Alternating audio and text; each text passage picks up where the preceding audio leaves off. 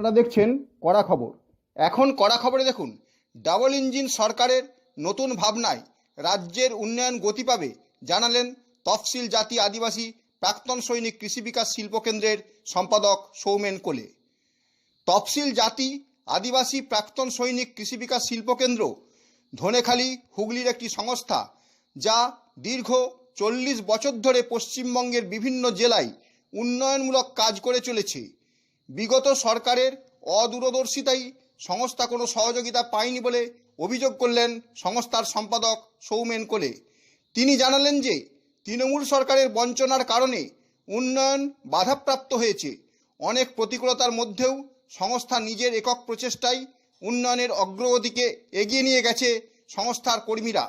বর্তমানে রাজ্যে সরকারের পরিবর্তন হয়েছে। কেন্দ্র ও রাজ্য সরকারের মেলবন্ধনে ডবল ইঞ্জিন সরকার নতুন ভাবনায় কাজ শুরু করেছে। আগামী দিনে বর্তমান সরকার এই সংস্থার উন্নতিতে প্রয়োজনীয় সাহায্যে এগিয়ে আসবে বলেই তাদের আশা। এ ব্যাপারে রাজ্যের আদিবাসী কল্যাণমন্ত্রী ক্ষুদিরাম টুডু আশ্বাস দিয়েছেন। এদিন অনিবার্য কারণবশত মন্ত্রী উপস্থিত থাকতে পারেননি, কিন্তু তিনি সংগঠনের কর্মীদের পাশে থাকার আশ্বাস দিয়েছেন। খুব শীঘ্রই সংগঠনের পরবর্তী সভায় উপস্থিত থেকে রাজ্যের তরফে সহযোগিতার আশ্বাসও দিয়েছেন মন্ত্রী। তফসিল জাতি আদিবাসী প্রাক্তন সৈনিক কৃষি বিকাশ শিল্পকেন্দ্র সংস্থার সাথে যুক্ত বহু প্রান্তিক মানুষ।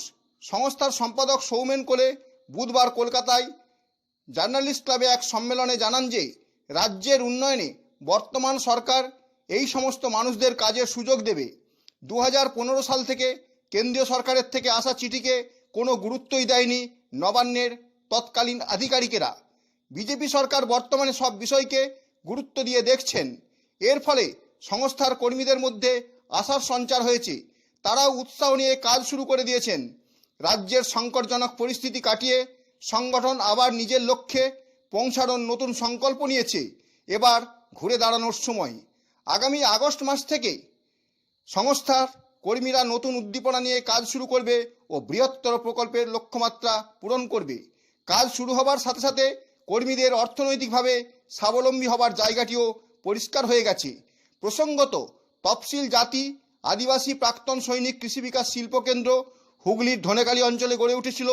এই সংস্থা গত 40 বছর ধরে প্রান্তিক মানুষকে সঙ্গে নিয়ে নানা কাজকর্ম করে চলেছে, যাদের মধ্যে অন্যতম মিশ্র কৃষিকাজ, প্রাকৃতিক কৃষি, মৎস্য চাষ, জৈব চাষ, লাক্ষা চাষ, ভার্মি কম্পোস্ট, পশুপালন, মৌমাছি পালন, গোপালন, ন্যানো বাবুল টেকনোলজি এনবিটি মাধ্যমে বিভিন্ন চাষ, সৌরশক্তি সহ আরও অনেক কাজের পাশাপাশি কেন্দ্রীয় সরকারের বেটি বাঁচাও বেটি পড়াও এবং স্বচ্ছ ভারত অভিযান প্রকল্প কাজ করেন।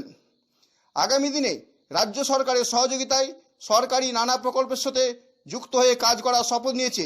এখন শুনুন এদিন সাংবাদিক সম্মেলনে কি জানালেন সংস্থার সম্পাদক সৌমেন কোলে। আমার কাছে এসে 2015 সাল থেকে, তারপরে আমি চেষ্টা করেছি এটাকে যত ভালোভাবে করা যায়। এবং এই সংস্থার যে বিভিন্ন গ্রুপ আছে সেটাও আপনারা কম বেশি জানেন। অনেক বড় যত আকার নিচে গ্রুপ হয়েছে, সেই গ্রুপকে তাদেরকে শেষ করার জন্য যা প্রস্তুতি নেওয়া সেটা আমরা অ্যাডমিনিস্ট্রেটিভলি এবং কোর্টের দ্বারস্থ হয়েছি। সেখানে কোর্ট অর্ডার পেয়েছি, সেটাও আপনারা কম বেশি জানেন। আপনারা সেগুলো আমি আলোকপাত করতে চাইছি না। এবং সরকারের কাছে আমি বারংবার আবেদন করেছি, নিবেদন করেছি যাতে সেগুলো প্রেক্ষাপটে কোনো কিছু স্টেপ নেওয়া হয়। আগের সরকার সেটা ছিল, যদিও কোনো কিছু করেনি। আমি আগের একটা 22 দিকে বলেওছিলাম, আপনারা জানেন। আমি আপনাদের কাছে অবশ্যই কপি দেবো। আমাকে আপনাদের অ্যাক্টিভিটিস সম্পর্কে একটু বলুন এবং আপনারা নতুন সরকারের কাছে কী চান। আমরা নতুন সরকারের কাছে যেটা দাবি আগের সরকার ছিল সেটাই থাকবে। আমাদের যারা কর্মী আছে তাদেরকে পার্মানেন্ট জায়গা দেওয়া একটা, তাদের যাতে কাজের পার্মানেন্ট কাজ একটা পায় সেই জায়গা দেওয়া। এবং এই সরকার তো সেভাবে আশ্বাসন দিয়েছে, বলছে। কতজন কর্মী? আমাদের 17,000 ভলেন্টিয়ার আছে। 17জন ভলেন্টিয়ার আছে। তারা কি কাজ করে একটু যদি। কাজ আমাদের সংস্থা যেটা কাজ আছে সেটাই করে। Composite agriculture farming, natural farming, biofloc, bee keeping, lac cultivation, natural farming, organic farming, fisheries, animal husbandries, এগুলো সবই আছে। কোন জোনে হয়? বাংলা? All Bengali. পার্টিকুলার একটা ডিস্ট্রিক্ট না, আমাদের অনেক বড় অর্গানাইজেশন, প্যান ইন্ডিয়া কাজ করে আমাদের অর্গানাইজেশন। যাদের প্রত্যেক জেলাতেই হয়। শুধুমাত্র আমাদের সংগঠন বা আমাদের সংস্থা একটি জেলাতে আমরা পিছিয়ে আছি, মুর্শিদাবাদ জেলা। বাকি অল বেঙ্গলের এমন কোনো জেলা নেই যেখানে আমাদের কোনো শাখা নেই বা যেখানে আমাদের কোনো কাজ হয় না। কিন্তু মুর্শিদাবাদের তো যা মানে ডিস্ট্রিক্টের যা কেমিস্ট্রি, তাতে কিন্তু আপনারা যে কাজকর্ম করেন সেটা তো খুবই ভায়াবল ডিস্ট্রিক্ট। তো ওটা আমরা কোনো ভেবে দেখে নিব, আমরা করবো না সেটা ভেবে দেখবো আগামী দিনে। আমরা রাখিনি, তার একটাই পিছনে অনেক কারণ আছে। তার কারণ আমাদের ওই জায়গাতে আমরা চেষ্টা করছি বারংবার উন্নয়নের জায়গায় নিয়ে যাওয়া। তাহলে বলবো ওই জেলাটা বাদে বাকি অন্য জেলাগুলো এগিয়ে গেলো, সে এগোলো না কেন? এক একটা জেলার এক একটা ভৌগোলিক পরিস্থিতি হয়, এক একটা জেলার মানুষের মন মানসিকতা এক এক রকম হয়। যেমন কলকাতার সঙ্গে যদি আমি একটা পুরুলিয়া জেলা তুলনা করি, যেটা জীবনে মিল রয়েছে, সেই আঙ্গিকে 100% আছে। দার্জিলিং, জলপাইগুড়ি, কোচবিহার, আলিপুরদুয়ার, অল। সোমেনদা, ইতিমধ্যেই আমরা দেখেছি যে আপনাদের সংগঠনের নাম করে বেশ কিছু প্রতারক বাজারে এসে গেছে, যারা দীর্ঘদিন ধরে বেকার ছেলেদের সুযোগ নিয়ে বেকারত্বকে সুযোগ করে তাদের কাছ থেকে টাকা হাতিয়ে নিয়েছে চাকরি দেবার নাম করে। সে ব্যাপারে আমরা অনেকটাই জানি এবং আপনি এই ব্যাপারে প্রেস কনফারেন্স করে এর আগে বলেওছেন, কিন্তু এখনও এই সমস্ত কিছু প্রতারক বাজারে ঘুরে বেড়াচ্ছে, সে সম্পর্কে কী বলবেন? দেখুন, আমরা আশা করব আমাদের পক্ষ থেকে এটা বন্ধ করার জন্য যা স্টেপ নেওয়ার দরকার সেটা আমরা করেছি। আমি আগেও বলেছি, বাই কোর্ট করেছি, সরকারের কাছে আবেদন নিবেদন জানিয়েছি, কিন্তু তার অ্যাকশন হওয়ার কথা সেটা হয়নি। আমার এই সরকারের উপর পূর্ণ আস্থা, বিশ্বাস, ভরসা আছে এবং আমার তো মনে হয় উইদিন 2 মান্থস বা 3 মান্থসের মধ্যে এগুলো প্রকাশ্যে চলে আসবে। দেখুন কোথায় কী হচ্ছে না হচ্ছে, সেগুলো তাদের বিরুদ্ধে পদক্ষেপ সরকার খুব দৃঢ়তার সাথেই নেয়। বর্তমানে রাষ্ট্রবাদী সরকার ক্ষমতায় এসেছে, কেন্দ্র এবং রাজ্য উভয় জায়গাতেই আমরা বিজেপি সরকারকে পেয়েছি। আপনি কি মনে করেন যে কাজটা আজ 43 বছর ধরে আটকে ছিল, সেই কাজটা এবার ত্বরান্বিত হবে?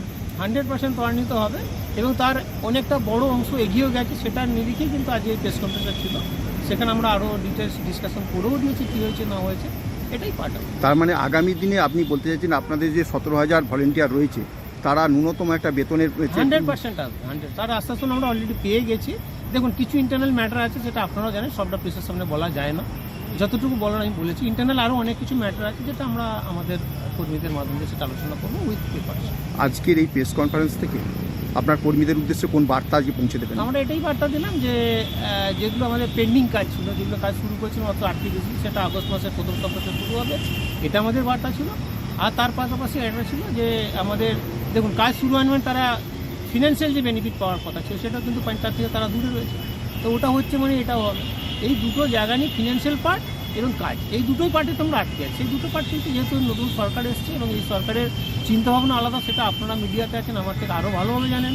আজকে না আপনি আমার সঙ্গে মিট করছেন, কিন্তু প্রতিনিয়ত আমরা প্রত্যেকদিন বিভিন্ন মানুষের সঙ্গে মিট করছেন, বিভিন্ন কোম্পানির সাথে মিট করছেন। আজ পশ্চিমবঙ্গের এই সরকার আসার পরে 2 মাসের কত ডেভেলপমেন্ট সেটা আপনারাও জানতে পারছেন। প্রত্যেক দিনেই কিন্তু কোনো না কোনো শিল্পপতি কোনো না কোনো রাজ্য থেকে বা দেশের বাইরে থেকে এসে তারা চেষ্টা করছে এই রাজ্যে নতুনভাবে কিছু করার, যেটা এর আগে সরকার চেয়েছিল করতে পারেনি।